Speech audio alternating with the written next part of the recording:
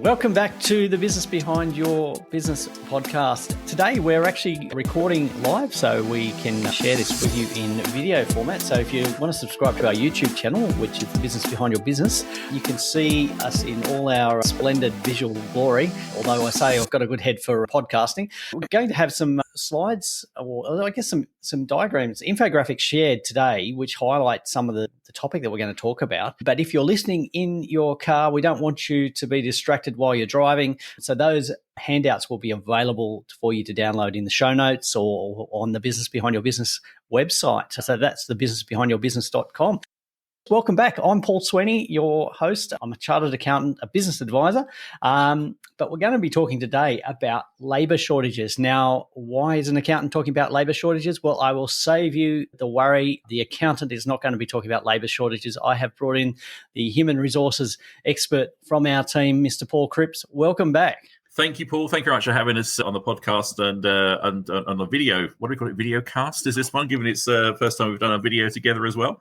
Very good to be back, and obviously, as always, look forward to sharing some of the content I've got to go through today, and hope providing some insightful information to people that are either watching or listening to the podcast. Yeah, that's great. Look, I'm not sure what the correct terminology is. It seems to vary from expert to expert, whether it's a vodcast or a video podcast or just a podcast. Vlogging, yes, vlogging, lots of different terminology. But I think the key thing is that the message is here, and we're here to have another conversation that's going to help business listeners in running their business. And look, we've had you on the podcast quite a number of times, and there's a very good reason for that at the moment, is that employees, your labour force as a business owner, they are critical to your business and always in the top three issues when I talk to business owners about what's going on and what are their concerns. And we're at this situation. We've talked about the Great Resignation race, and I keep telling people it's not a sprint, it's a marathon. Supply chain shortages and COVID issues and lockdowns have come up, but now the big thing that's hitting business owners everywhere is labour shortages. And you wanted to go through about some strategies about how we manage in a time when labour is in short supply. Also, I guess the other factor that's coming in, because labour is in short supply, there's a lot of pressure on wages. So you've got some great strategies to share with us. But I think you've got a great, heading or title for this topic, which is standing tall through labour shortages. I like the way you phrase that, because small business owners are getting attacked from everywhere. So we want to see you standing tall and surviving and pushing through all of these issues that are confronting you at the moment. So, Paul, how does a small, medium business owner stand tall through the labour shortages we're experiencing at the moment? Yeah, and I think the first point you made, Paul, is absolutely right as well. It's everybody's pretty fed up last year about hearing about the Great Resignation race, and you quite rightly say, very much a marathon, not a sprint. I think that if I was to call this the Great Resignation race Part 2, people would switch off straight away.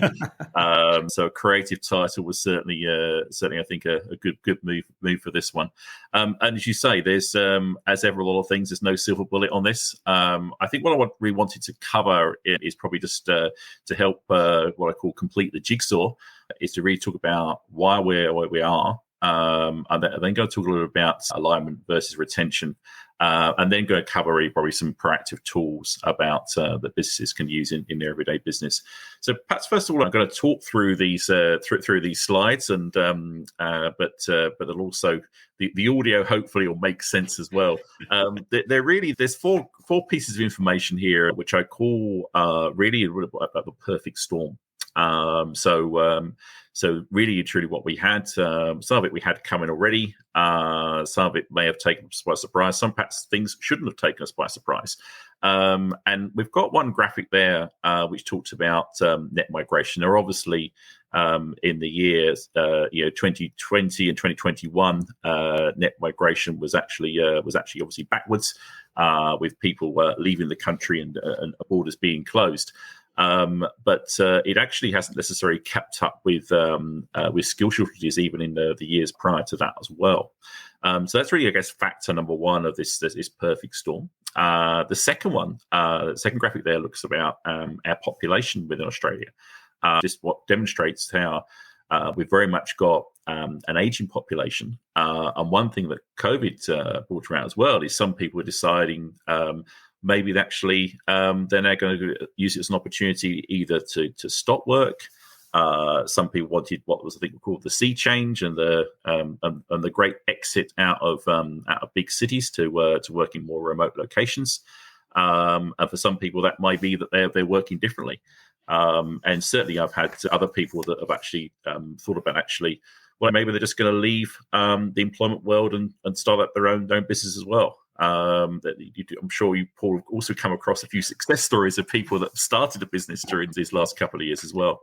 Yeah, absolutely. Look, I think the statistic that's being used or reported is that 1 in 4 people who have resigned from a position have actually done so to start up a business of their own. And starting a business has become a lot easier, and maybe our listeners are some of those 1 in 4 that have actually started a business during COVID. But what that's meant is that the talent pool available to existing businesses or businesses looking to hire, that shrunk considerably. And we're not just talking about side hustles here, because side hustles have become quite trendy. We're talking about fully fledged businesses where they've actually gone 100% at making this business work. So 25% of the resignations have been to start businesses. Yes. And then we have this aging population, which you've talked about. I know in Australia, that has been quite significant. We've been sort of talking about this for a long time. A lot of them are looking to exit. And I know that some of our clients have actually brought forward their retirement plans by 3 to 5 years because of the onset of COVID. That's interesting, and it's always good to see the theory versus what you see in practice as well, Paul. Because I seem to remember actually conversations about an aging population. I think when I first set foot in Australia for a working perspective back in mid 2002. So it's, as you say, it's nothing new. It's been happening for a while, but it's still there now. And there's 2 others as well. Some of the information coming from the ABS was that there was massive demand for people in professional roles that was already expected to hit us between 2022 and 2026. So I think it's fair to say that we're in for that ride there. There's community and personal services workers are one that's also there as well. Managers and technicians. There's a whole list of potential skill shortages, and then the obvious one, as we know, lowest unemployment rates, which are been for 48 years. So that's I guess probably the one that's hit the headlines perhaps more than a lot of others. Has that caught people by surprise, Paul? Because really, one of the things we expected a lot during COVID was that unemployment would go, increase significantly. But we've had the opposite seem to have happened. Yeah, no, it is ironic, isn't it? And I think, look, and I think you probably one of the points you covered earlier on, Paul, as well as people that have actually decide to start their own business as well, probably have also hit that number as well. The combination of those 4 really are what I call in terms of why we are where we are now. So everybody likes to talk about closed borders and COVID, and it's really a combination of factors there.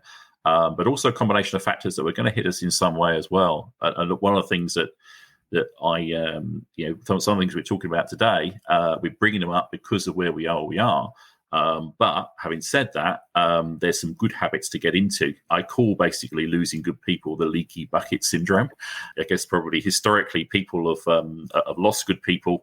And they've actually replaced them with new people without necessarily counting the cost of losing that good person. When supply has been there to get someone else on board, perhaps people have been less concerned about the cost of losing them, but it's still a cost. So some good habits now that businesses can learn, which is the driver is the scenario we're in now with labour shortages, but there are some good practices to put in place now, which hopefully will help in years to come as well.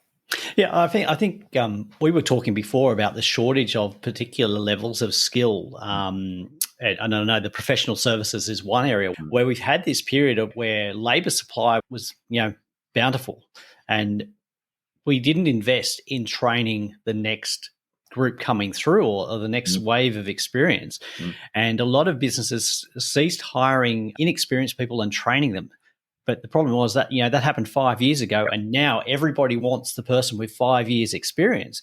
So that person with 5 years experience is commanding a much higher salary because they're in such short supply. So we sort of created this cycle. I know the accounting profession has really struggled with this over the last 30, 40 years, and that it goes in cycles, and we don't hire at the entry level. And then 5 years later, we've got this shortage of experienced people. So I think the professions are one, but also I think in the skilled area, the skilled trades area and health industry, so doctors, nursing staff, we've got some real shortages there. And normally we would look to overseas to fill a lot of those skill shortages. That's right. I think actually you saw something that came out yesterday, actually, in terms of some more pathways to get skilled people in the country. But that's not going to happen quickly. You hear stories around how long visa processing times are taking, different governments might talk about trying to ease some of the pain there. I think for many decades now in Australia, it's not been easy to go through and obtain a visa to come into the country for working purposes. And I don't think that's going to change overnight. I think that's going to be something which is going to help us, but it's certainly not going to be a quick fix. Mm-hmm. Yeah, I don't think any of these solutions are really a quick fix for business owners. So, look, I've got some ideas about where businesses should go, but I think you've got plenty of information to share with us on this. Sure. Yes. I suppose what I look to do, first of all, at a top level is to always make sure that there's what I call a 5-point structured plan. It's always what I suggest to businesses. That's really for any scenario, any situation at any time. But it's important at this time. So, 5 points, this is the HR framework for Australia, and 5 points really are to, for a business to measure where they are currently, to have the right kind of HR systems and processes in place, and those that relate to governance and compliance, really to minimise the risk. And I think what we're talking about today is hopefully things which are actually managing performance, but also then getting the most out of people to really maximise your investment on people. I think it's I always call that the left and the right hand side of HR. I always laugh because people buy because of pain on the right hand side. But the real return on investment is to spend on the left-hand side. But that's the nature of life. I think the one thing I wanted to cover next, Paul, is also to talk about this concept about how important it is to get people aligned to what a business does, and why people actually stay in a business as well. So the model on the left there looks about alignment. So it's always important to make sure people in the business are actually aligned to the strategy of that business. That model talks to businesses with low and high levels of strategy and low and high levels of action. And the key thing is the relationship between the two. So when you've got what people do every day being aligned to the strategy of business, that business will be held to pause for success. And actually, if you then convert that into the model on the right hand side, when you've got people, this is on an individual level, when you've got somebody that knows where they want to get to in their role or in their career, and they've got a plan and they're putting actions in place, that person is going to be successful at that business, because once again, it's a relationship between action and knowing what to do that's key. So what you want to do is actually basically for people to make sure they know where they're going and they've got a plan in place. Now, where you've got concerns is where you've got people that actually perhaps know what they want to do and they're not doing anything. I think probably a lot of exits in business will be what we call on this model career stallers, and then people that are actually not doing anything related to their growth will be career risk. And then obviously you've got people that actually don't know what they want to do, and they're not doing anything. Now you could argue there are the steady type people that you need in the business, but I would argue at this stage it's important to check in with everybody, because people sometimes don't always like to really express what's going on. And my next graphics on what I call my favourite, the iceberg. I've used an iceberg sort of graphic in many situations before, and it applies to this one as well. This one talks to, if you like, what you can actually see above the line. So things that are very visible, feedback that's given. But it's also important to think about the things that are less common, like employees don't always like to give bad news about their situation. Sometimes in a larger business, managers and supervisors might put their own spin about what's going on. So you've got, therefore, probably a lot of information that's hidden below the waterline. And really, businesses, if they've got the information to hand, and if they already knew the information, they'd be acting upon it. So I always think it's actually good for businesses to go through a process to really understand what's going on now more than ever. As I say, there's some good habits here that would apply at any particular time. This alignment here of the employees with the stage of the business. Now, if businesses are going through different stages, I'm guessing the environment of a startup business would be very different to an established business where the owner is looking to exit for retirement. That's right.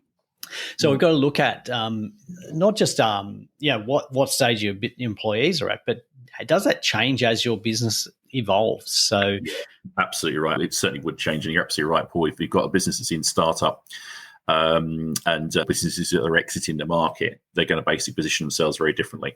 But ultimately, you could argue even a business that's looking to exit, it's about somebody trying to maximize the value of their business. If they can actually get to a point where they might be wanting to exit a business, but they can actually get the most value, if they've got people in that business, getting them lined up to strategy so there's something that's more valuable to sell is going to be a much better position.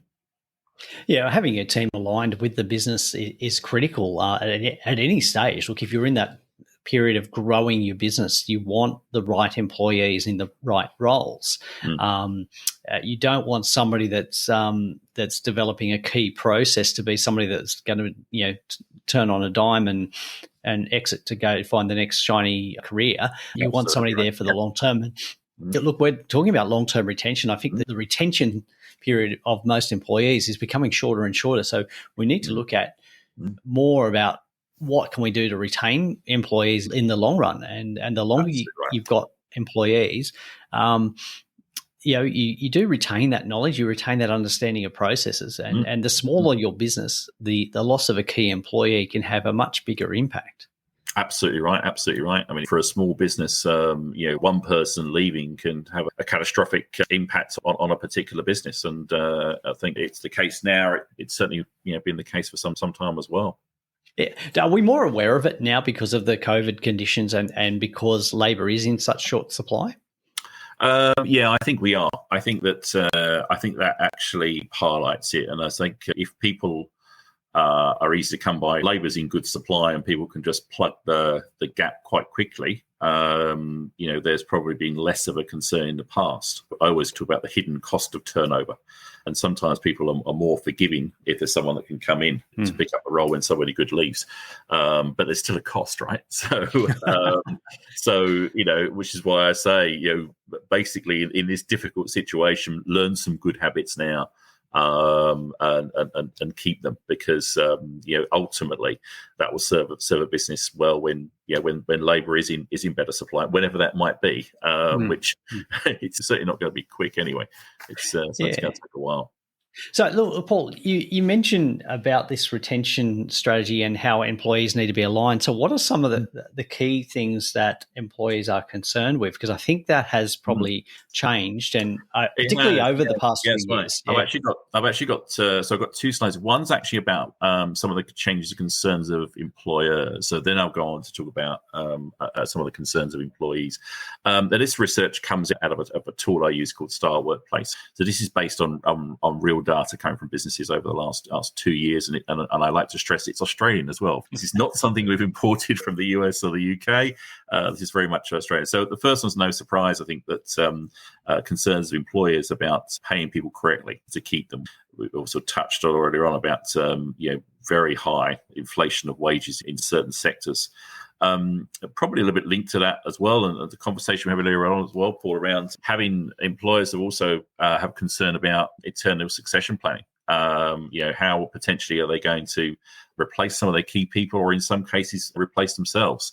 And sometimes that's a cascade throughout the whole business, as you said, in terms of a lack of talent sometimes at the very bottom end can have an impact further up. The third of the 5 concerns was about the concerns over planning, problem solving, and making decisions in the environment we've been in. Next one was about managing employee expectations. So that can mean a whole number of different things. But I think it was just generally in terms of employers were feeling less comfortable over the last couple of years in terms of are they doing the right thing? And that's sometimes led by the debate about hybrid working from home goes on and will never end. And there are schools of thoughts at all opposite ends of the spectrum that I come across all the time, and there's certainly no miracle answer there. And not surprising, the fifth and the final one there was around being able to convert applicants to employees. I think in a situation where in a market where labour is in short supply, employers have held the cards and employers have had a lot more choice than they've had in the past. I think that certain businesses have looked to take some action on this about, okay, so what can we do as an employer to be more attractive to people that want to come and join us? And once again, there's no right or wrong answer there. There's no miracle answer there. But it's certainly something for employers to think about. What can they do to be different to the competition out there? Yeah. So, that point of difference of why would somebody come and work for your business compared to your competitor? What's the point of difference? Why would it be so much better to work for you? That's the key thing there. And it's probably even more important now because it's not a case of, there's jobs shortage. There's actually the labour shortage. So it's the other way around. But I think, and this is something we've talked about as well, it's about how you onboard your employees. And I know we've had multiple discussions. In fact, I think earlier podcasts, we talked about this whole process of how you onboard an employee quickly. And it's linked not just to the culture of your business and the processes, but how well you've got systems documented, how well you've got your training set up. And for most small, medium businesses, when we come and ask that question, well, where are your processes and documentation? They're often all in the owner's head. Yes. And that's a dangerous place for them to stay because what it means, though, is if you've got new employees coming on, you as the owner have to train them on everything. So it's even if you don't currently experience a labour shortage, it's a good time to start thinking about how your processes are documented, how you would train somebody. There's so many tools out there to capture how you do things. So video recording of processes, even if it's, it doesn't have to be Spielberg. You just capture, this is how we do it and showing them visually.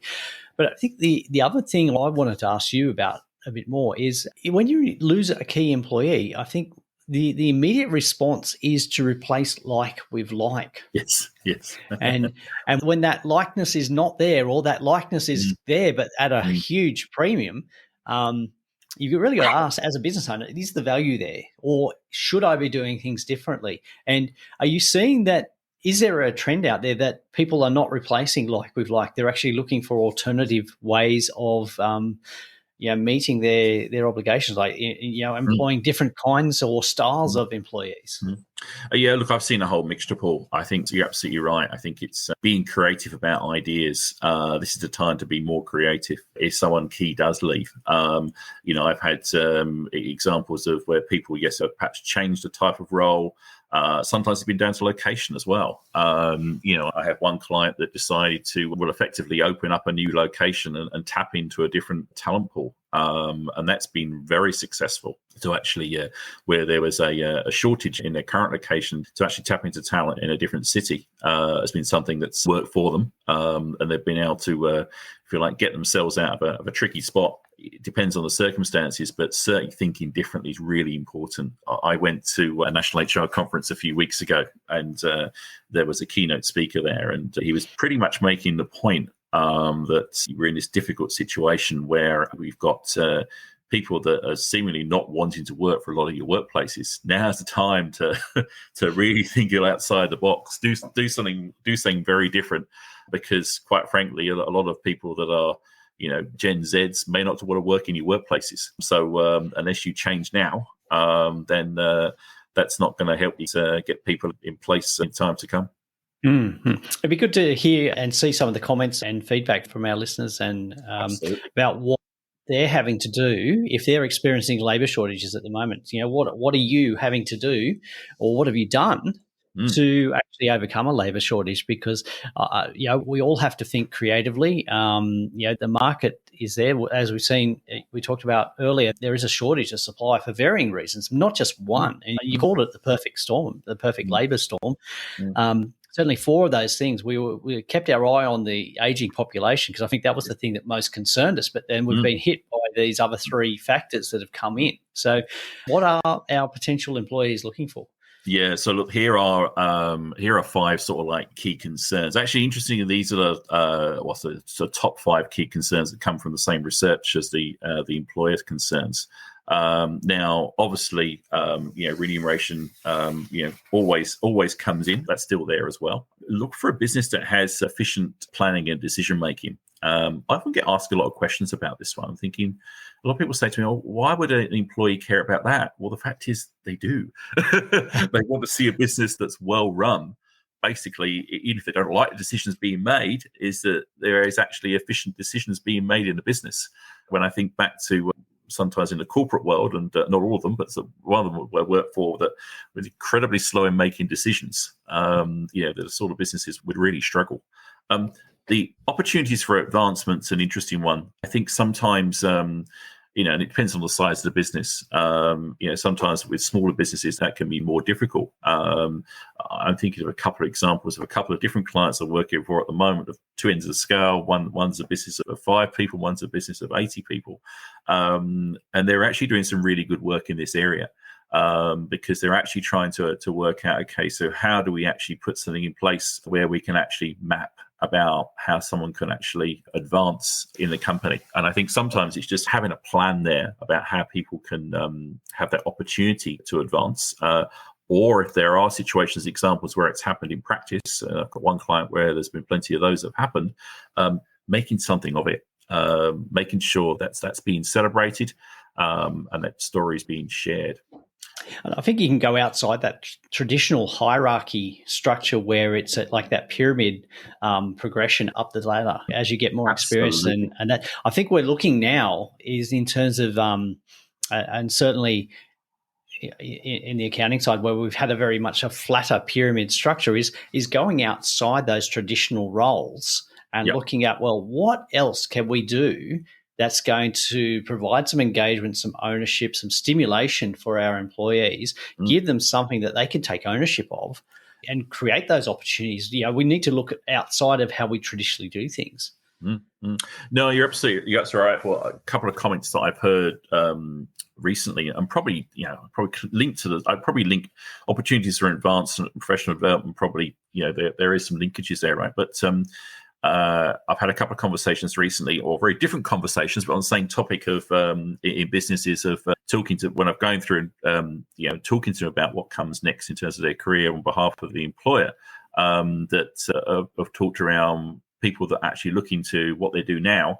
Their plan is to basically, effectively make their role redundant in about 3 years' time. And I've had sort of like the opposite end of the spectrum. One person that's very excited about doing that. Another person that's highly concerned about doing that, but for no reason. There's no reason why they shouldn't be excited about doing that. But it is the nature of pace at which businesses will change and continue to change. That replace what I'm doing now. Now, the chances are they're going to, if they do a good job at that, there's going to be something else within that business that's around for them. Or if not, they've got an excellent skill set that's very portable somewhere else. But it is a mindset. I was quite fortunate that it was a mindset that got plugged into me quite a long time ago in the corporate world, and I think it applies very well now, even in much smaller businesses. The pace of technology and automation is not going to slow down. So I think people that think what they can do differently, it's a good strategy to have. Mm-hmm. So we've got employee concerns. I think we've got the same style. Yeah, so efficient workplaces, one I haven't covered, and I suppose once again, it's probably similar, really, in some ways to. I think that's a little bit linked also to efficient planned decision making as well. So having things working efficiently. I always remember. Once again, I'm going back to my corporate days now of working for a company where. Would have been seen as very, very well oiled from the outside. But so people didn't have unrealistic expectations. I used to say that, look, it's a bit of a squeaky wheel on the inside. So my tip here is, and it's a lot easier in small businesses to have things working very efficiently, because that's going to make you look good to your employees that are with you and are looking to come in, which is hopefully one thing. Because if you look at these in some ways, you turn it above its head. These are the kind of things as well. That can help employers think about the challenges with attracting people. Yeah, look, I think a small business is more adaptable, can change quicker. But I think the other thing that's coming out here to me is that these concerns haven't changed. These employee concerns haven't changed, but Right. they're just more critical of the employers. Correct. They're doing a lot more critical analysis of that employer, going back to, would I really want to work there? What are the reasons that I should choose your business over your competitor's business, or even a different industry? So That's I right. think Yeah. employees are being more analytical about what the benefits are for them. But and they've got the opportunity at the moment. There's more choice for That's them. right. So There is. That's right. Absolutely right. Absolutely right. No, totally agree. Totally agree. So Paul, we've covered a lot of content in this discussion, and there's still quite a lot to go.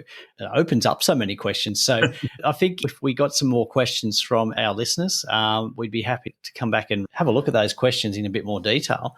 But there's so much going on. So I think, Paul, if we just summarised our conversation today. I think that, certainly I think it's fair to say, look, I said earlier on that we've got that perfect storm.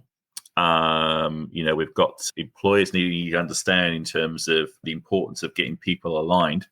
And actually those things will lead into actually retaining good people.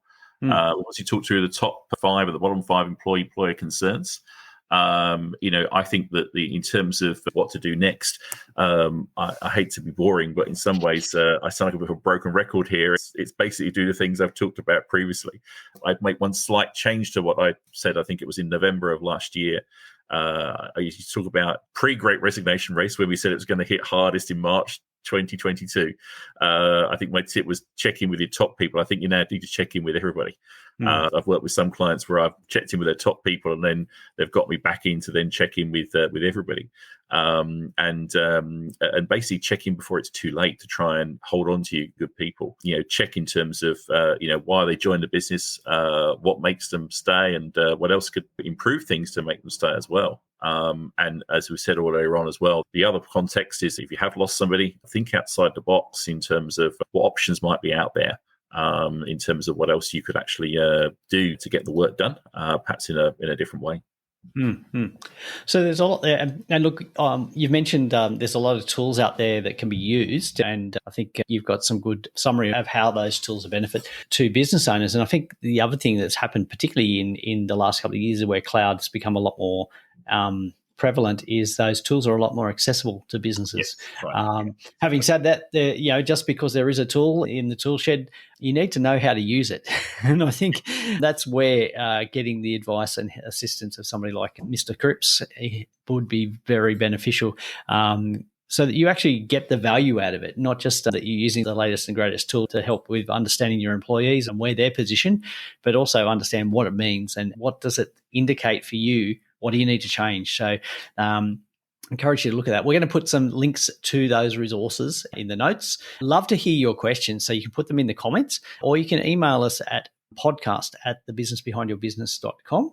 And look, if you have missed some of those previous discussions where we've talked about the Great Resignation race and onboarding your employees, they are all available for you to listen to, and the resources are there on the businessbehindyourbusiness.com website. So I encourage you to check those out. Mr. Cripps, Paul Cripps, it has been an absolute pleasure again. Always good to talk to you. And look, we will no doubt be having you back, because as I say, employees, your labour force is one of the biggest 3 issues that we are always hearing about from our business owners. Great to have you, and thanks for sharing again. And welcome back to business as usual. What is business as usual? We're going to unpack that question in a few future discussions, hopefully to help you run great, thriving and profitable business.